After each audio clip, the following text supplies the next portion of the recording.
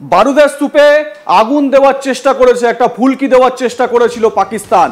এবার ভুলে গেছিল যে সেই আগুনে হাত পুড়বে, পুরো শরীর জ্বলবে। কারণ এই মুহূর্তে যে আপডেট আমরা আপনাদের দেব সেটা হচ্ছে গিয়ে লাহোরে, যেখানে পাকিস্তান সেনাবাহিনীর HQ-9 এয়ার ডিফেন্স সিস্টেম রয়েছে, সেই এয়ার ডিফেন্স সিস্টেম পুরোপুরি ডিস্ট্রয় করে দিয়েছে ভারত।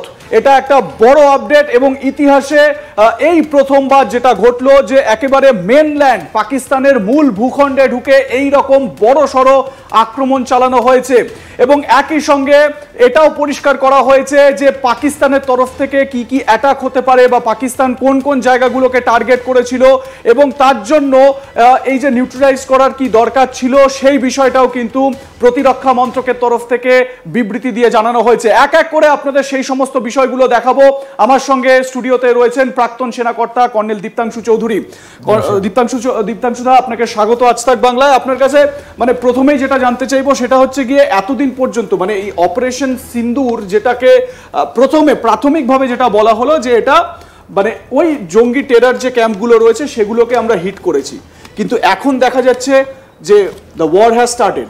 স্বপন, এটা আমরা ভাবছি যারা যুদ্ধ দেখেনি অথবা যুদ্ধটা কিরম সিনেমার থেকে তাদের যুদ্ধের আইডিয়া। যুদ্ধটা মানে war is not about only one aspect. একটা অপারেশন হলো সেটা শেষ হয়ে গেল, ঠিক এরম না।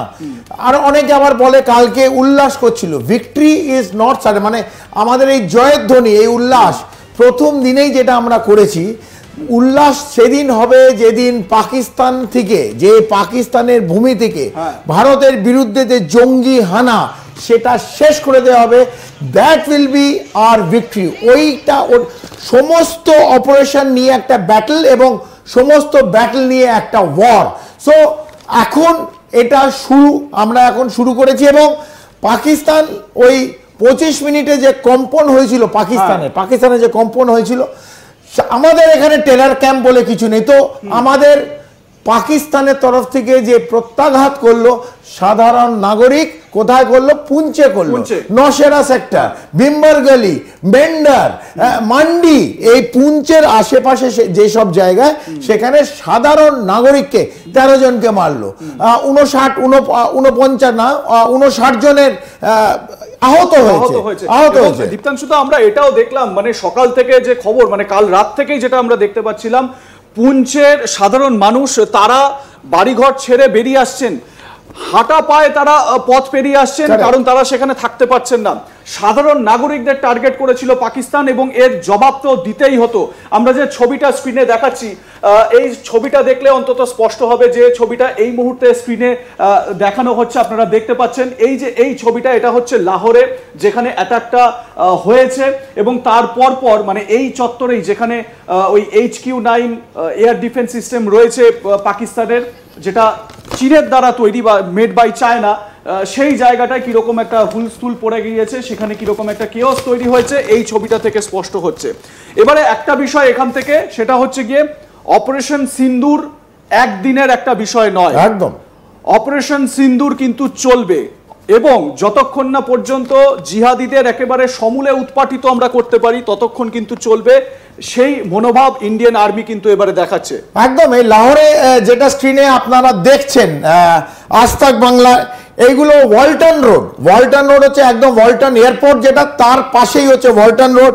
সেখানে তার পাশে নাসিরাবাদ এরিয়া, আসকারি 5 বলে লাহোরে একটি জায়গা আছে এবং লাহোরে যেখানে দ্য হায়ার স্কেল যেন আপস্কেল সোসাইটি, এর নাম হচ্ছে গুলবার্গ। সেখানে এই যে সকালবেলা এই যে গাড়িগুলো দেখছেন, এই জায়গাটা হচ্ছে গুলবার্গ, যেখানে সকালে লাহোরে আজকে হারপ এক রকমের দ্রোন, যেটা ইসরায়েল মেড, ভারতের কাছে আছে। আর এর রেঞ্জ মানে এটা 200 কিলোমিটার অব্দি ভেতরে যেতে পারে, 200 কিলোমিটার। কালকে আমরা পাকিস্তানে এই 7 তারিখ ভোর 1:05 100 কিলোমিটার ভাওয়ালপুরে গিয়ে হয়েছে। আজকে এই দ্রোন কোথায় মারলো?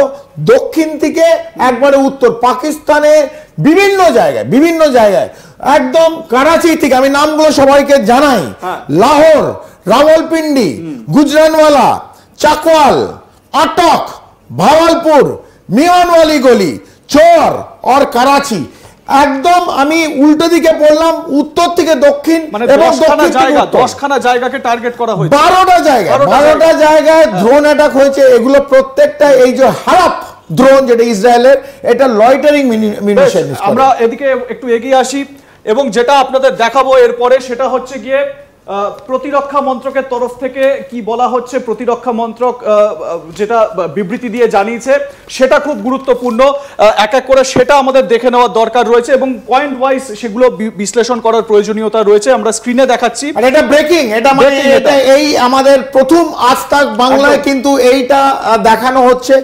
আপনারা এই লেটারটা আমাদের গভর্নমেন্ট অফ ইন্ডিয়ার তরফ থেকে এসেছে। একদমই, এই যে মিনিস্ট্রি অফ ডিফেন্স মানে প্রতিরক্ষা মন্ত্রকের তরফ থেকে এই বিবৃতি দেওয়া হয়েছে, ইংরেজিতে দেওয়া রয়েছে, তার তর্জমাও আমরা এখানে করে রেখেছি এবং এখানে পরিষ্কার বলা হচ্ছে যে during the press briefing on operation Sindoor on 7th May 2025 India had called its response as focused, measured and non-escalatory। তো সেখানে বলা রয়েছে যে ভারত কি করেছে অপারেশন সিন্দুর সম্পর্কে, তার দেখুন আমরা এখানে বাংলাতেও তার উল্লেখ করে দিয়েছি। এই ফার্স্ট লাইন যেটা লিখেছে, এই ফার্স্ট লাইনটা হচ্ছে সবচেয়ে important. India has called its response as focused, measured and non escalatory. এটার মানে হচ্ছে যে আমরা শুধু জঙ্গি সংগঠন, যেখানে জঙ্গির আতুর ঘরগুলোই শুধু টার্গেট করেছিলাম, জঙ্গিরা শুধু ভারতকে না পুরো বিশ্বে আতঙ্ক ছড়াচ্ছে। এবং এই মুহূর্তে বড় খবর পাওয়া যাচ্ছে, বড় ব্রেকিং, ভারত এই মুহূর্তে করাচিতে অ্যাটাক শুরু করেছে।